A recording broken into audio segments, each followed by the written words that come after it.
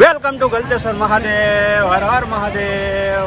જય બજરંગબલી, જય હનુમાનજી મહારાજ, જય મિત્રો. મહાદેવની જટામાંથી જો સાક્ષાત ગંગાજી પ્રગટ થયા છે, તમે જોઈ શકો છો.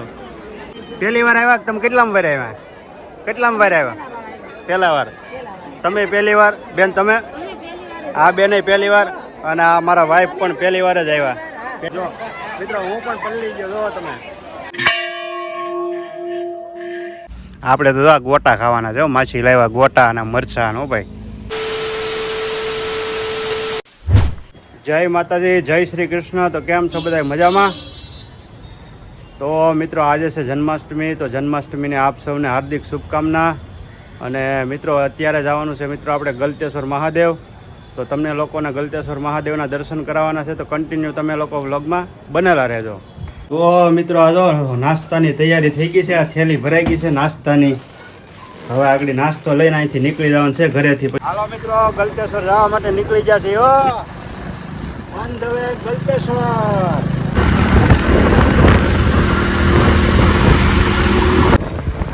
હા, ગલતેશ્વર જઈએ ને એટલે આવા સરસ મજાના નજારા જોવા મળે મિત્રો આપણને રસ્તામાં.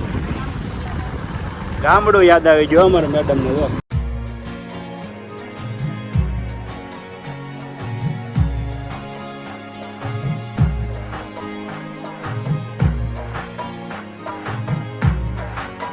મિત્રો, આપણે આ રસ્તે જવાનું છે. આ રસ્તે નથી જવાનું. આ રસ્તો બીજી જગ્યાએ જાય છે ને આ જાય છે ગલતેશ્વર મહાદેવ તરફ. તો ત્યાં જવાનું છે મિત્રો. તો ચાલો.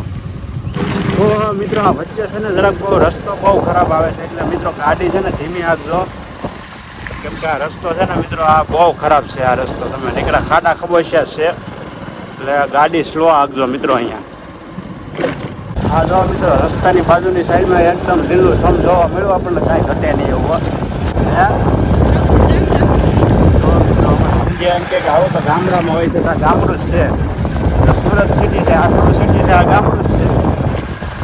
તો મિત્રો, અહીંયા રસ્તો હાંકડો છે એટલે આવી રીતે ટ્રાફિક થઈ જાય છે.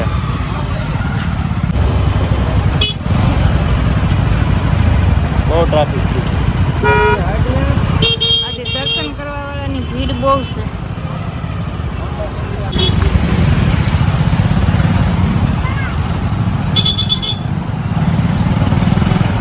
આઠમના દિવસે લોકો આવી રીતે દર્શન કરવા જાય છે. એટલે ટ્રાફિક આજની તારીખમાં બહુ છે, કેમ કે જન્માષ્ટમી છે કે નહીં, એમાં રસ્તો બધો હાંકડો છે, સમજી ગયા, અને બહુ ખરાબ રસ્તો છે.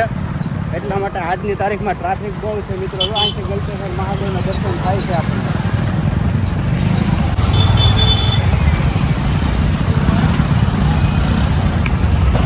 મિત્રો, ફાઇનલી જો ગલતેશ્વર મહાદેવ પૂગી ગયા છે ને આ તમે લાંબી લાઈનો જોવો, ખાલી ટ્રાફિક જોવો તમે ગાડી અને ફોર વ્હીલોની મિત્રો. આ બધા લોકો છે તે દર્શન કરીને જાય છે ને હજી અમે દર્શન કરવા જઈએ છીએ મિત્રો. જો તમે આજની ટ્રાફિક એટલે ગજબની ટ્રાફિક એમ. Welcome to Galteshwar Mahadev. હર હર મહાદેવ. જય ભોળાનાથ. Welcome to Galteshwar Mahadev. તો આપણે આ ગેટની અંદરથી એન્ટર થવાનું છે. તમે જો, હાલો જગાભાઈ, હવે જવું ને. જો મિત્રો, આપણો અહીંયા ભારત દેશનો તિરંગો પણ લહેરાઈ રહ્યો છે, તમે જોઈ શકો છો.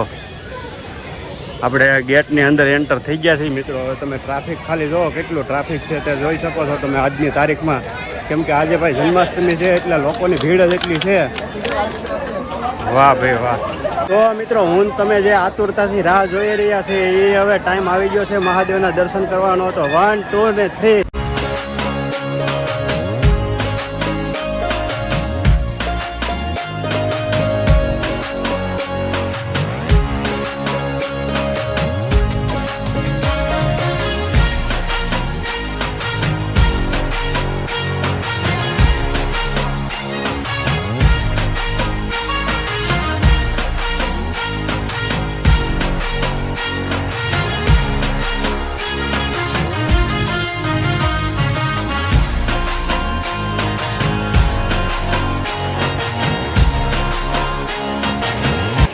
ભોલેનાથ. વાહ ભાઈ વાહ. આવો સરસ મજાનો નજારો મિત્રો આપણને અહીંયા જોવા મળ્યો. હા હા હા. ઓહો, અલગ અલગ પ્રકારના. વાહ ભાઈ વાહ. જો જય ભોલેનાથ. એમ થાય કે આમાં ઘડીક ઊભા રહીને વચ્ચે નાહી નાખીએ એવું લાગે હો. બાકી જૈન ઉડે મસ્તની. ઓહો જો મિત્રો હું પણ પલળી ગયો. જો તમે ઓહો હા હા એ જો મિત્રો મને પલાળી દીધો બાકી. સગા ક્યાં જાયેલા? દર્શન કરવા જઈ ને બહુ ભીડ છે ભાઈ દર્શન ની આજે. હે તો હોય ને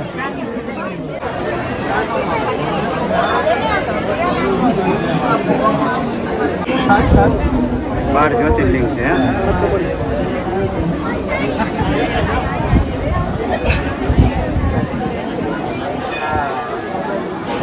12 જ્યોતિર્લિંग.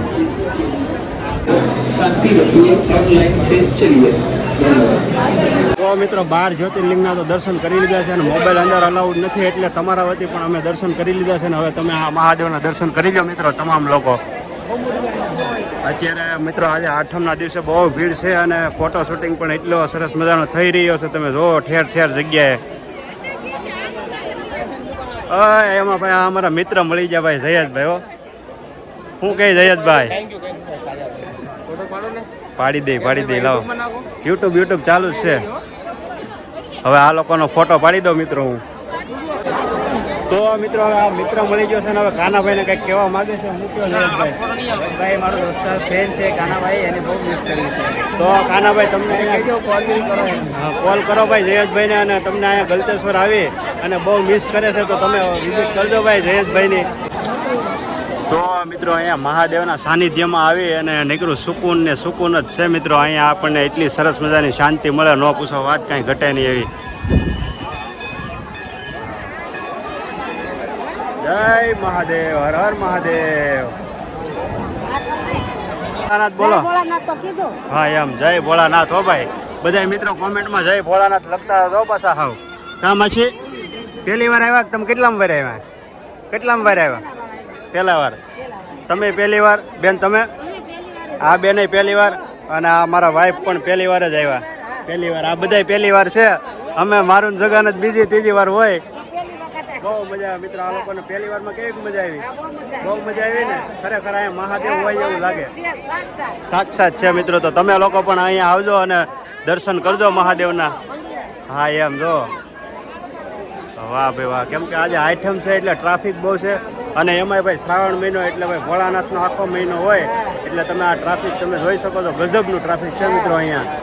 અને ભાઈ ફોટો શૂટિંગ તો એટલું હાલે છે ને તમે એની વાત પૂછોમાં એમ. કેમ કે અહીંયા ફોટો પણ સરસ મજાનું શૂટ થાય છે અને આપણે આ જો નંદી મહારાજના પણ દર્શન કરાવી દો. હાલો તમને મિત્રો નંદી મહારાજના દર્શન કરાવી દો.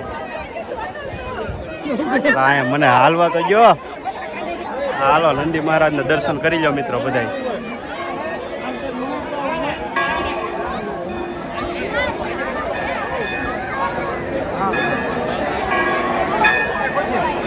કચ્છવાના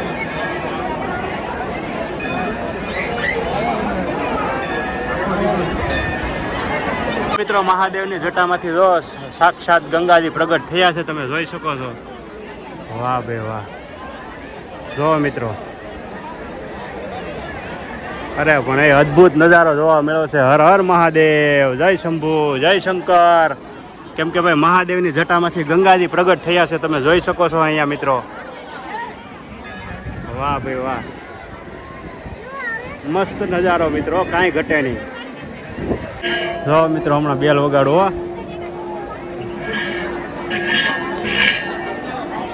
ઓહો બહુ હેવી ડંક છે. હે બહુ જબરદસ્ત છે. હે વિશાળ બેલ છે. વિશાળ.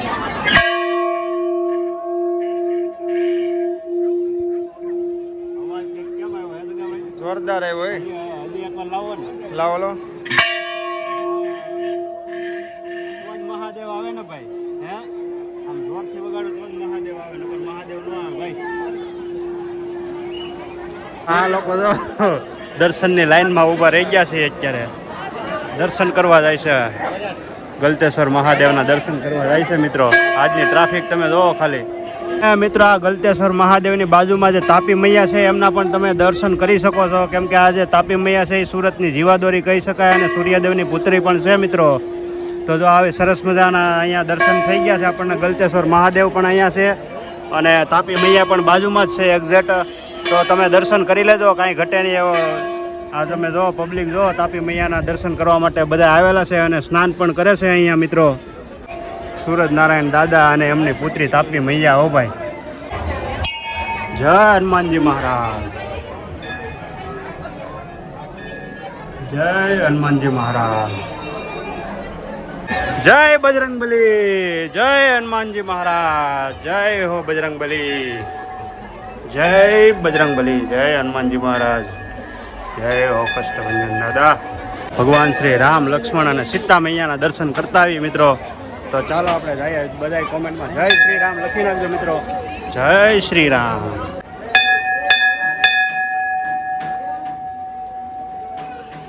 જય શ્રી રામ.